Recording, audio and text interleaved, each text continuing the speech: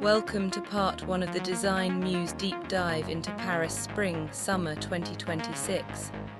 A season where every house came ready to rewrite its own mythology.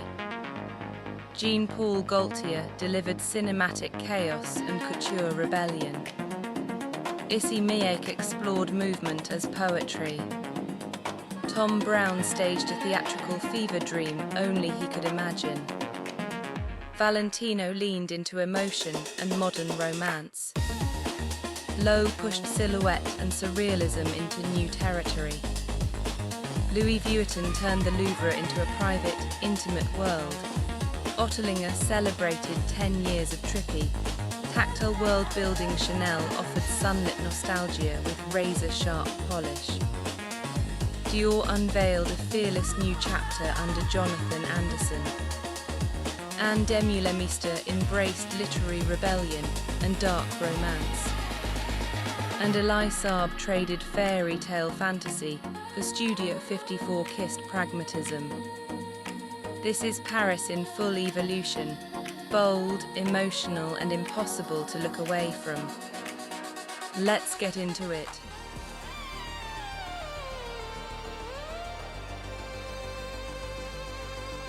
Demeulemeester pulled us underground into the Musée du Quai Branly and lit the fuse. His debut for Paul Gaultier wasn't just a collection, it was a pulse. A reminder that the house built on rebellion still knows how to shift the room. This is Junior, a nod to the cult Junior Gaultier line of the late 80s and early 90s, the era that first hooked Lantink on the brand. But instead of recreating the past, he twisted his own memories of Gaultier into something modern, mischievous, and alive. He calls it journification, a process of making, distorting, reinventing, and following instinct over nostalgia. Lantink has always designed for the beautifully strange. When he arrived in Paris in 2023, his warped silhouettes and offbeat constructions caught the eyes of stylists who crave the unexpected. This debut made one thing clear: he's here to challenge the system, not blend into it. And honestly, who better to inherit that legacy than the man stepping into the house of fashion's original provocateur? The opening look said everything, a fusion of Gaultier's iconic cone bra and Lantink's sculptural bumper shapes. From there, the runway unfolded into a world of optical illusions. Mariniere stripes bent into surreal curves, shoulders dissolving, skirts lifting into unexpected volumes, and tattoo mesh revived in sculptural 3D. There was also a distinctly Fifth Element energy running through the show, that sleek, futuristic cool Gaultier once brought to the screen, now reinterpreted through Lantink's modern lens. Not costume, but attitude, a sense of propulsion. A world where identity is fluid and fashion is a kind of armor. And here's the heart of it. Lantink isn't trying to recreate Gaultier, he's trying to recreate the feeling of wearing Gaultier. That sense of identity, confidence, and playful rebellion. That moment when fashion makes you feel like you can take up space. His connection to the house is personal. He grew up wearing Gaultier. For him, Gaultier wasn't just clothing, it was permission. A way to rewrite yourself. That emotional thread runs through the entire collection. He aimed the brand straight at the youth, the club kids, the night creatures, the ones who use fashion to transform. House codes were reimagined with irreverence. Cone bras built for the dance floor, Mariniere stripes turned into wire-sculpted illusions, the Junior logo treated like streetwear currency. Silhouettes twisted and curved like optical tricks. A striped minidress rippled with an animated S-curve. Barely there pants floated from a belt like a dare. Everything felt intentional, energetic, and alive. Accessories amplified the surrealism. Sunglasses with floating lenses, sailor hat hems curling upward, curvilinear waistbands tracing the body like a topographical map. These weren't gimmicks. They were extensions of the house's long-standing love of illusion and humor. Lantinck said he works intuitively, trying to catch an energy, and he did. The whole show vibrated with youth, with freedom, with a refusal to behave. Presented in the basement of the Quai Branly, a museum dedicated to global cultures. A reminder of what Gaultier once was, and a hint of what it can become again. It's not called Junior for nothing.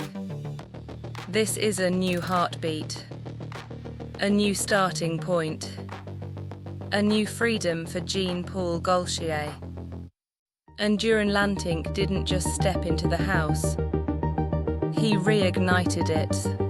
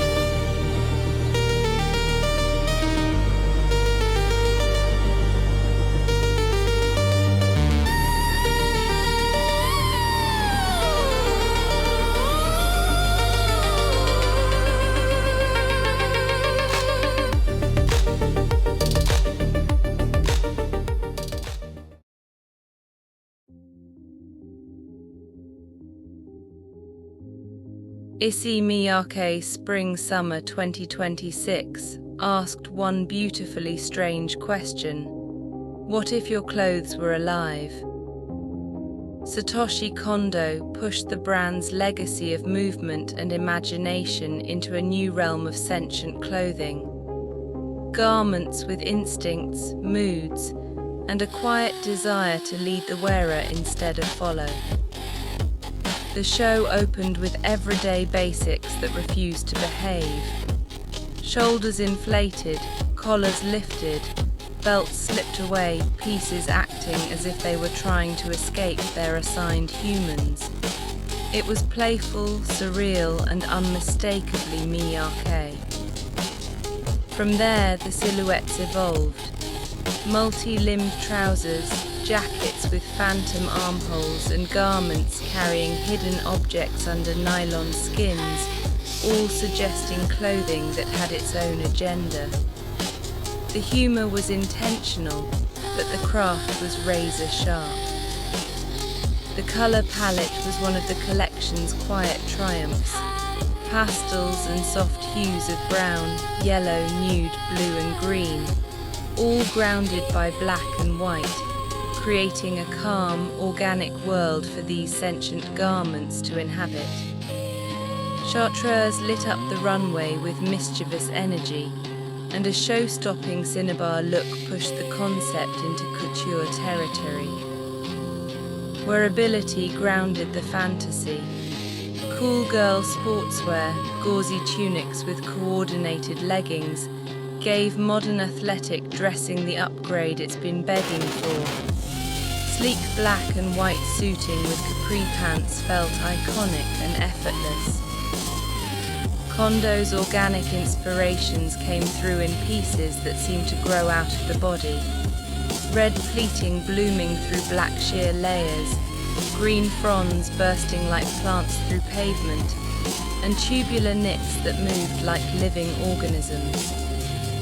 The bright green suiting was a standout, sharp, playful, and almost comically self-aware, as if reluctantly escorting its human to work.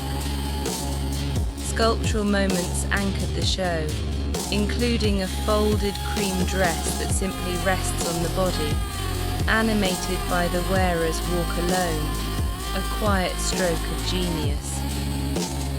Set to a soundscape by Théâtre Atouy, the runway became a living environment where clothing, movement, and sound merged into one evolving organism.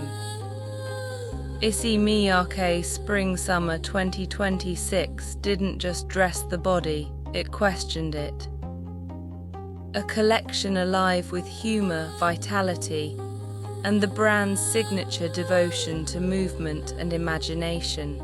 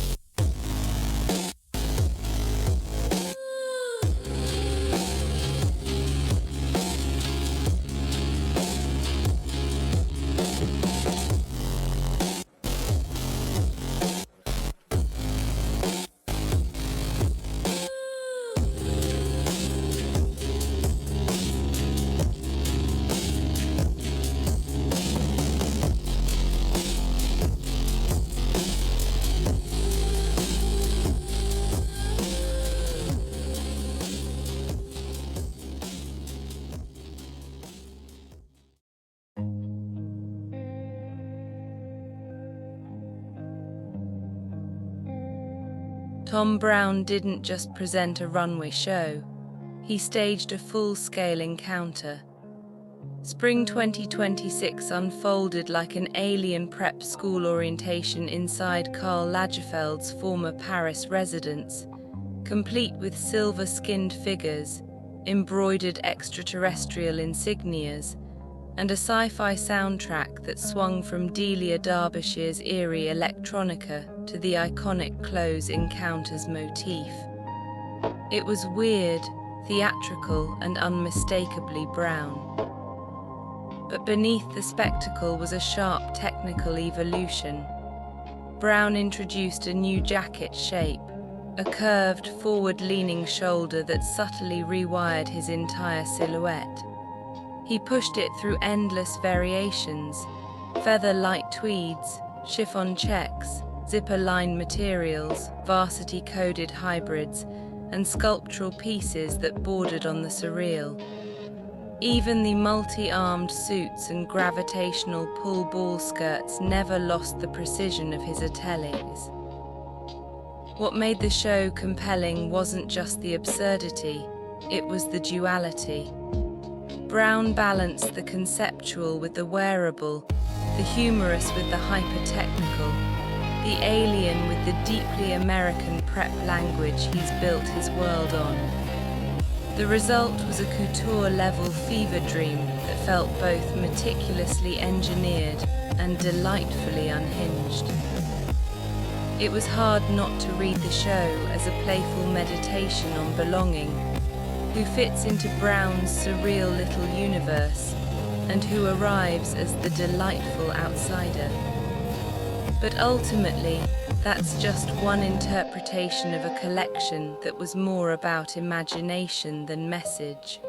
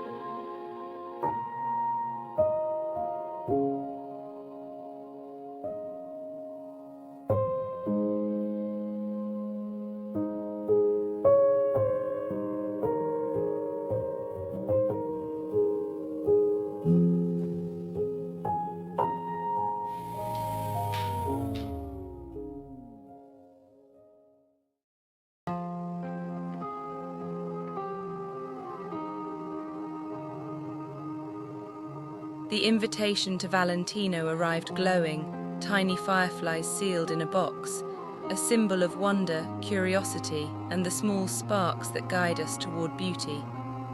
Alessandro Michel has always been a storyteller, and this season he let light lead the way.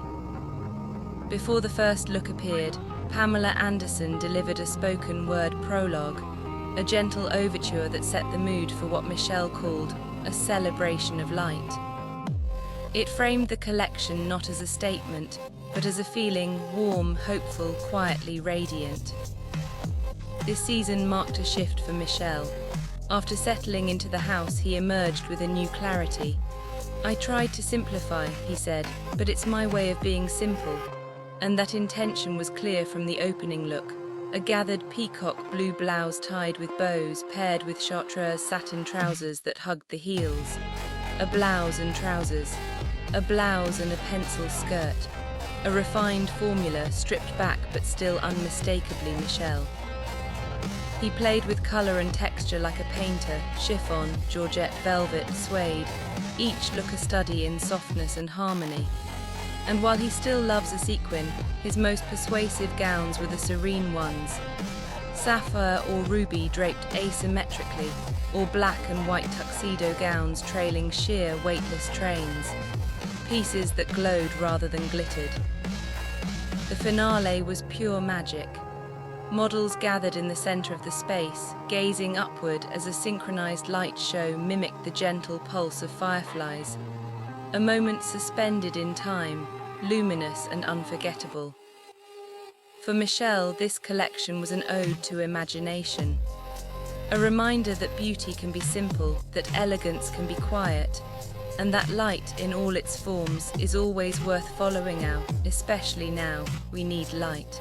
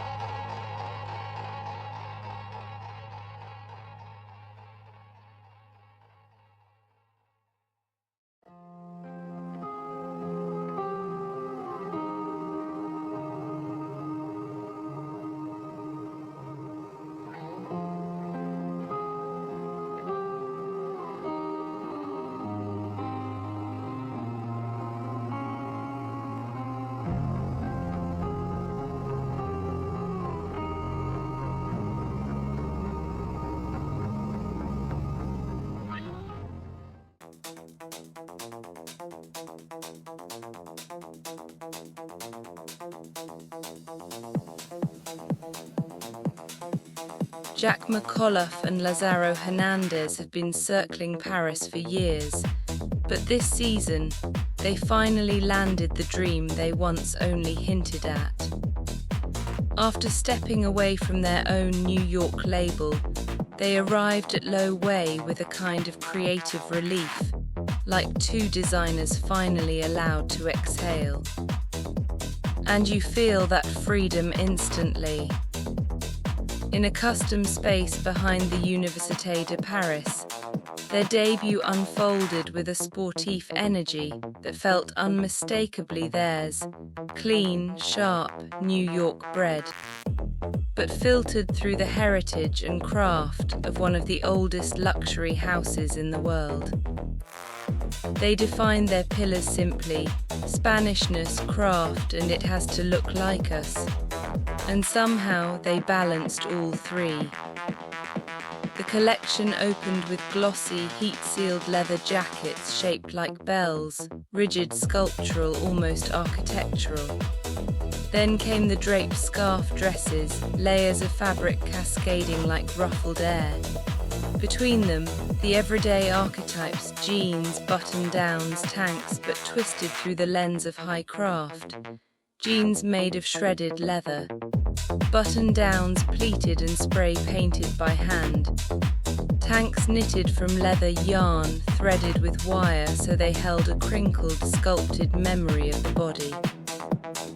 Other pieces felt almost futuristic.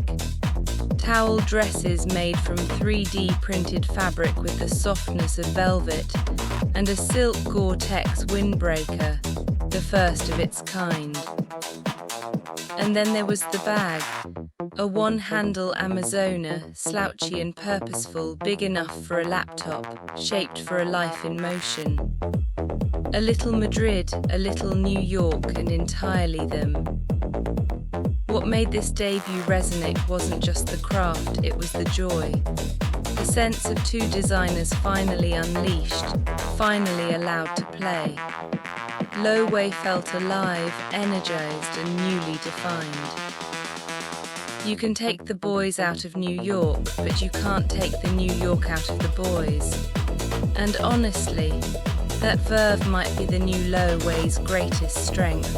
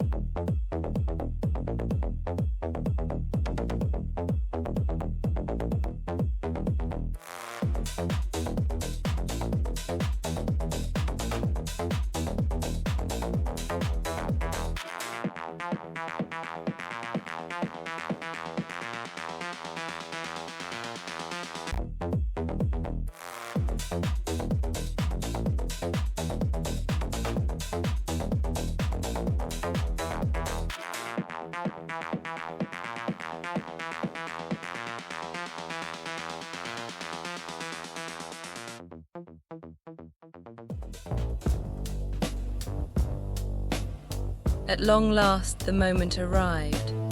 After 10 months of anticipation and 14 other spring 2026 debuts, Matthew Blazy stepped onto one of fashion's most mythic stages, the Grand Palais.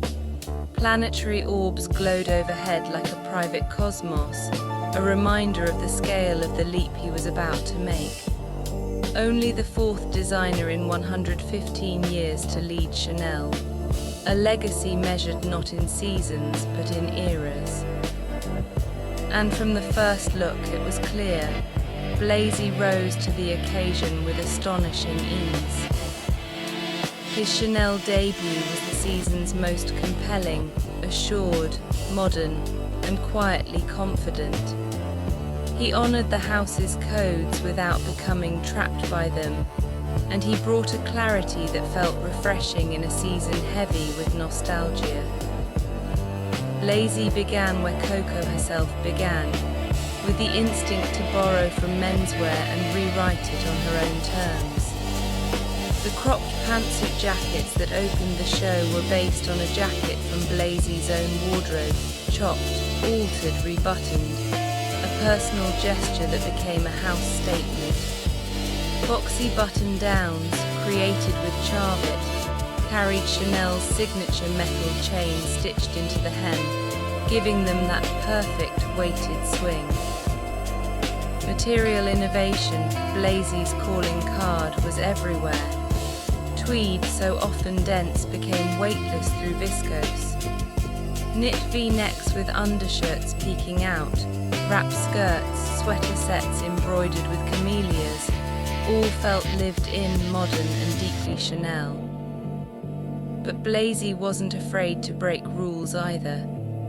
Low slung skirts revealed ribbed cotton waistbands, a nod to the fact that Chanel's first jersey came from men's underwear, and a personal homage to Blazy's grandfather, who worked in that industry.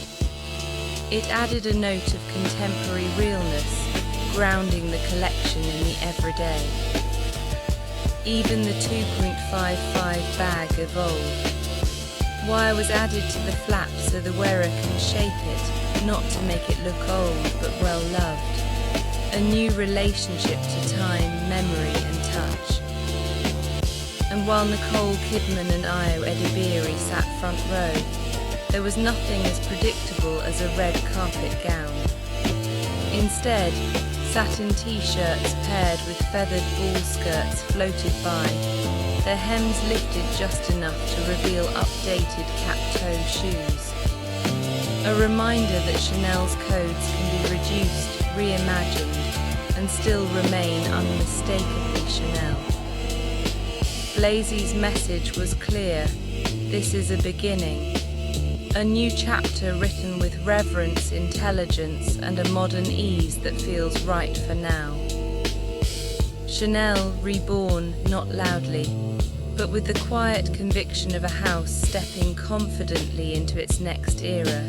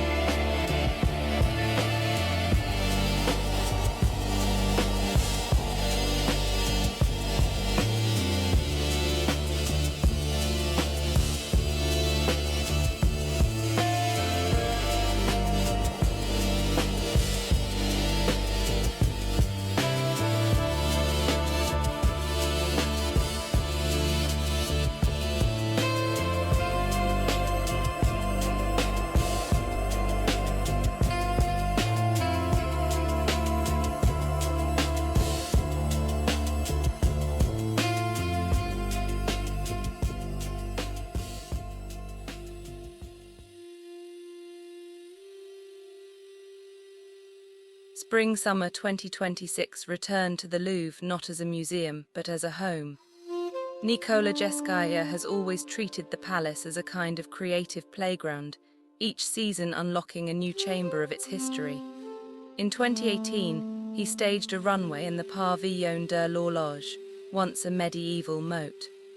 In 2022, he filled the Passage Richelieu with antique chandeliers and Empress-worthy panniers. But this season he chose something more intimate, the summer apartments of Anne d'Autriche, Queen of France. And what apartments they were, frescoed ceilings soaring overhead, marble floors glowing under the Paris sun, arched windows framing the afternoon light. Scenographer Marie-Anne Deauville furnished the rooms with pieces Queen Anne might have recognized, alongside Art Deco seats by Michel Dufay. It felt less like a fashion show and more like being welcomed into someone's private salon, the most comfortable runway setting in recent memory. Comfort, or rather the comforts of home, was Jeskaja's starting point. The Louvre had just restored the gallery, he explained. Soon the statues would return and the space would be frozen in time. But for this brief moment he could inhabit it, rearrange it, live in it. It's like a trip around your apartment, he said. A praise of intimacy, dressing for yourself first. And yet this was not loungewear, not even close. The opening look, a gauzy piped camisole, pants and robe, carried a faint historical whisper but nothing literal. A berry pink silk dress trimmed in shearling nodded to softness, not costume. Jeskaja wasn't quoting Anne d'Autriche's lace ruffs or corsets, he was lifting from the interiors themselves. Painted wallpaper prints appeared on slips. Wooden discs traced the seams of shorts and trousers like architectural joinery. Clothing as decor, decor as clothing. Then came the craftsmanship, the kind that makes you lean in. A pale pink crystal-embellished vest that looked like fur but was actually brushed silk. A beaded fringe top and pants that shimmered like an impressionist landscape. Pieces that should have felt heavy but instead floated, soft and inviting, as if designed to be touched. The soundtrack deepened the mood. Kate Blanchett reciting the lyrics to Talking Heads. This must be the place over original music by Tanguy D. Stable. A song about home, belonging, and the quiet joy of being yourself. It was the perfect thesis.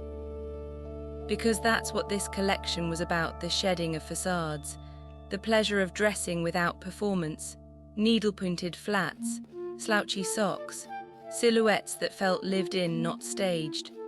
A wardrobe for the version of yourself that exists when no one is watching. Louis Vuitton Spring-Summer 2026 is Jeskaja at his most intimate, a designer inviting us into a private world of softness, eccentricity, and quiet luxury. A reminder that home is not a place but a feeling, and this season he let us live in it.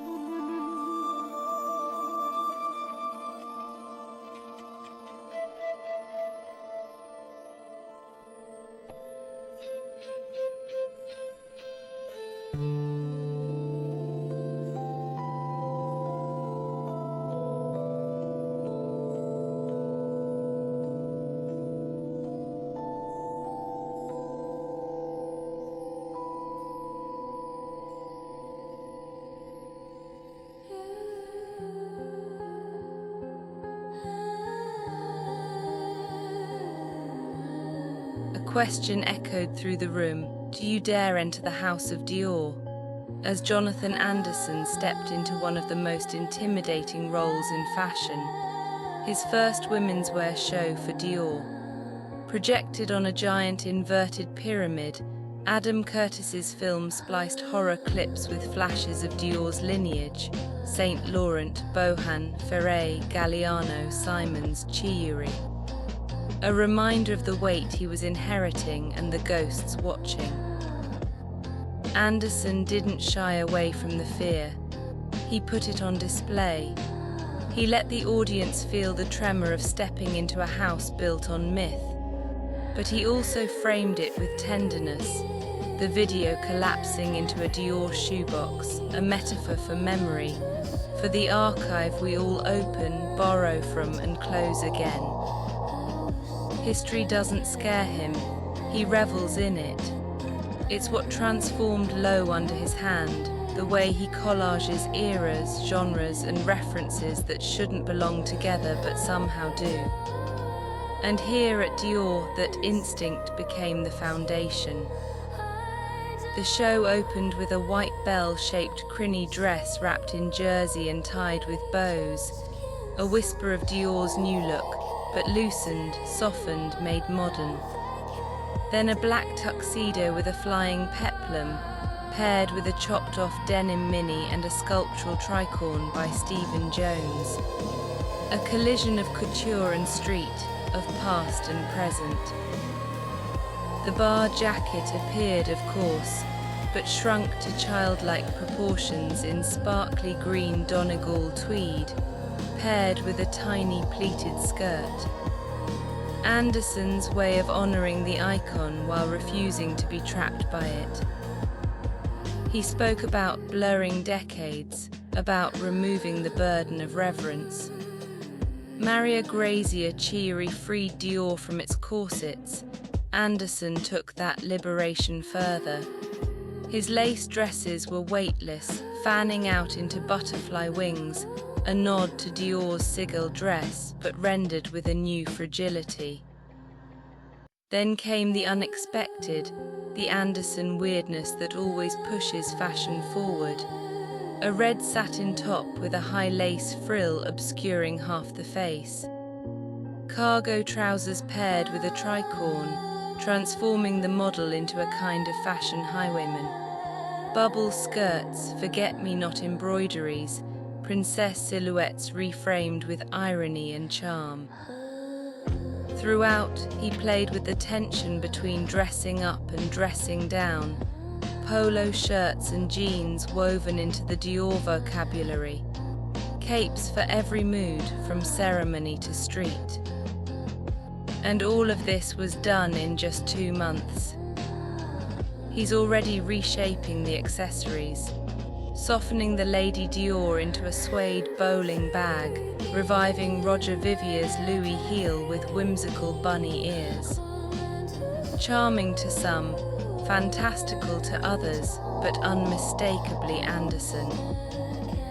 By the time the audience rose to applaud, one thing was clear.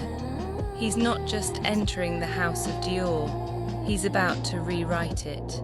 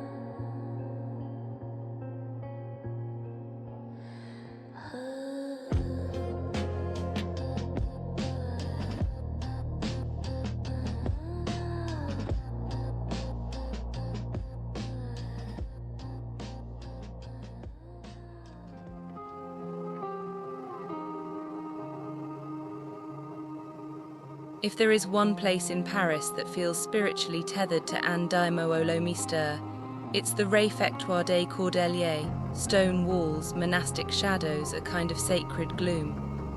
Returning to this venue for spring-summer 2026 felt like stepping back into the brand's ancestral home. But under Stefano Garellici, the house is no longer a shrine to the past. It's a rebellion in motion. Purists may bristle at the shift, but the audience told a different story. A sea of young devotees dressed in his broader, more personal vision of Demeulemeester.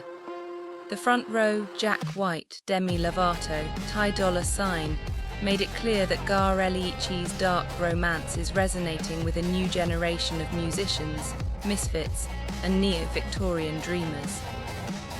The collection's title, The Solitary One, A Love Story in Rebellion, set the tone. This was Demeulemeester rewritten as a fevered love letter, part Jane Austen, part Jimi Hendrix, part West Coast myth. Backstage, Garellici spoke about his inspirations with a kind of earnest, literary tenderness. Pride and Prejudice, which he read in both Italian and English. Wonderland Avenue, Danny Sugerman's memoir of LA glamour and excess. His boyhood love of basketball. And somehow, impossibly, all of it made sense once the first look appeared. A dramatic dress coat over a high-neck blouse and satiny shorts, grounded by industrial boots. Regency meets rock stage meets street court. He developed Empire-line sleep dresses and paired them with fringed robes and sharply fitted jackets, the stand-up being a white laser-cut leather piece that mimicked lace with uncanny delicacy. Pajama silhouettes collided with basketball references, as if your court shorts and jersey had been reimagined as nocturnal poetry. Sport headbands sprouted feathers, turning athletes into dreamers. Colour, a rarity in the Demeulemeester universe, appeared as red regiment coats and pink brocade pajama sets, each treated to look faded by time, like relics from a love story left out in the sun. There's an interpretation of love in the way Jane Austen wrote that gets lost nowadays, Garellici said. I feel this urge to spread it to new generations. And you could feel that, the sincerity, the softness, the ache, beneath the rebellion. Garellici's aesthetic diverges from Anne's Antwerp-born restraint, but not in opposition. His Italian romanticism, his fascination with West Coast vintage, his reverence for craftsmanship, all of it is reshaping the brand's dark poetry into something more expansive, more emotional, more alive. He isn't abandoning Demeulemeester's legacy. He's widening the aperture. And Demeulemeester Spring-Summer 2026 is a love story told through rebellion, literary, sensual, and defiantly modern. A house once defined by solitude now attracting a new, younger tribe ready to fall in love with darkness on their own terms.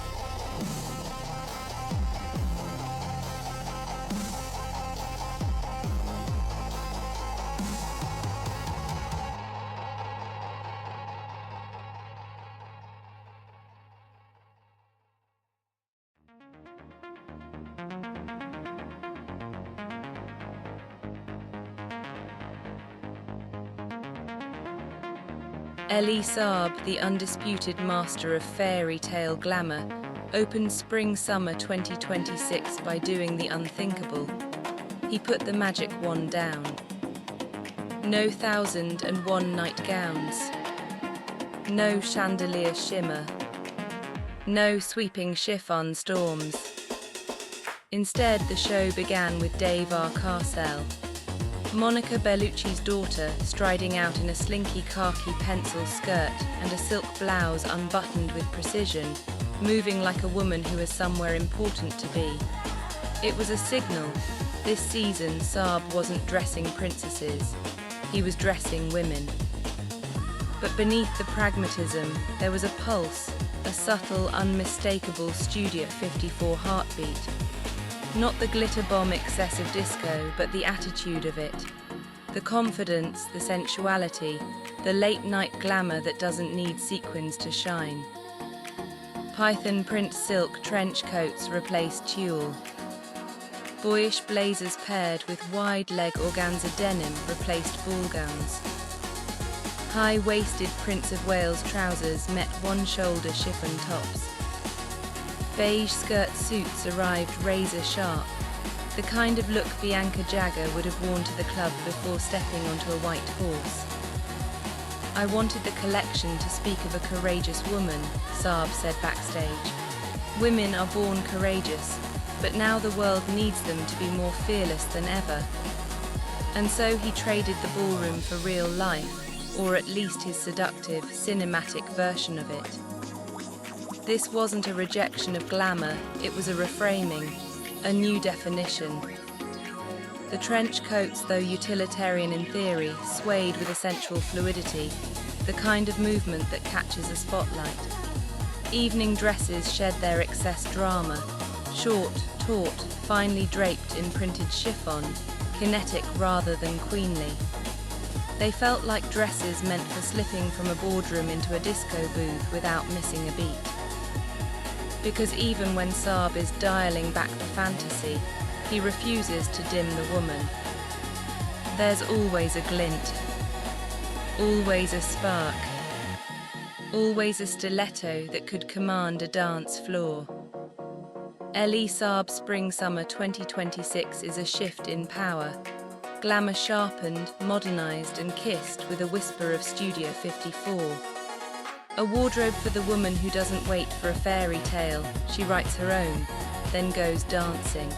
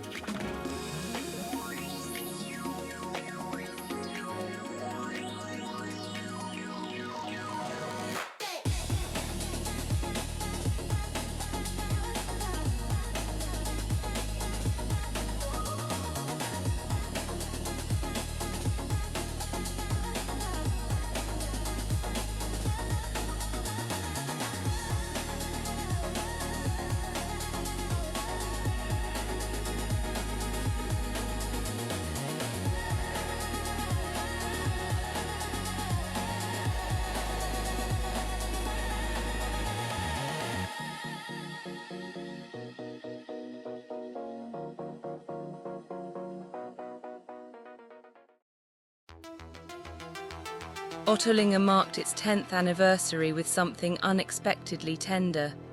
A handwritten note on every seat, Christa Birch thanking Cosima Gradient for a decade of partnership and world building. It set the tone for a collection that felt intimate, experimental, and deeply personal. Backstage, the duo called the Spring 2026 collection Trippy Chic, a collision of contradictions that somehow resolves into their signature universe. Their iconic moto pants returned, but re-engineered in non-stretch fabrics like white silk, spliced with black stretch panels that created a bold X marks the spot effect. Maury covered-up silhouettes appeared this season, boxy suiting, muted tones, but the sensuality still simmered through ruched halter tops, biker jackets, and earthy printed dresses strapped with neoprene harnesses. In a standout twist, the designers sourced vintage bridal gowns and deconstructed them into pieces meant not for the aisle, but for the underground wedding dresses reborn as nightlife armor. Collaborations added to the narrative. Cheeky, I'm with Otto tees with Tinder, and a teased partnership with Mammut featuring modular coat sleeve backpack hybrids. Ottolinger Spring-Summer 2026 is a decade distilled, tactile, intimate, and defiantly off-kilter. A love story told through distortion, and a reminder that their world is still expanding. From Gaultier's wild, cinematic debut to Issey Miyake's poetic movement studies, from Ottolinger's trippy 10-year evolution to Louis Vuitton's intimate, sun-drenched world inside the Louvre, this season delivered some wonderfully imaginative storytelling. And we're just getting started. Part 2 takes a deeper dive into the spring-summer collections of 2026, and you won't want to miss it. Thank you for watching and being here with me. Make sure to like, subscribe, and hit the bell so you're ready for part 2. See you there.